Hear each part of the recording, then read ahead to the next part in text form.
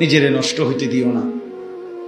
ছেলেরা বাপ, নিজেরে নষ্ট করো না, নিজেরে বরবাদ করো না। আমার অনুরোধ বাপ, সমবয়সী বন্ধুগুলো নষ্ট করে দিবে, সমবয়সী ছেলেগুলো নষ্ট করে দিবে।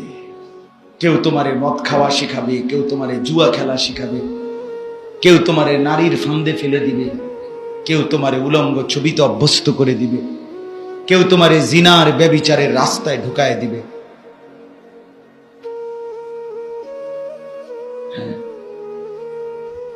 সমবয়সী বন্ধুগুলো খুব খারাপ। যে কোনো নামাজ পড়ে না সে বন্ধু না, সে শয়তান। সে কি? তোমার যে বন্ধু এক বেলা নামাজ পড়ে না, এটা জঙ্গলি, এটা জানোয়ার, এটা হাইওয়ান, এটা পশু। সে বন্ধু না। বন্ধু সে যে আখিরাত মনে করে,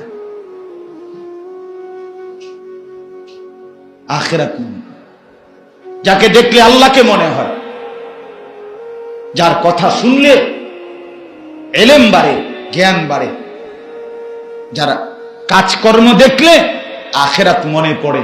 নবী বলছে সে বন্ধু, তাকে বন্ধু বানাও। আল্লাহ নবী সাল্লাল্লাহু আলাইহি ওয়াসাল্লাম বলেন, লা তুসাহিব ইল্লা মুমিনা, ঈমানদার মুমিন ছাড়া কাউকে সাথী বানাবে না, বন্ধু বানাবে। ওয়ালা ইয়াকুল মালাকা ইল্লা তাকিয়ুন, নবী বলেন কোন মুত্তাকি ছাড়া কাউকে তোমার সম্পদ খাইতে দিবা না। চোর ডাকায় তার সিটিং বাটপার রে চাও খাওয়াইও না,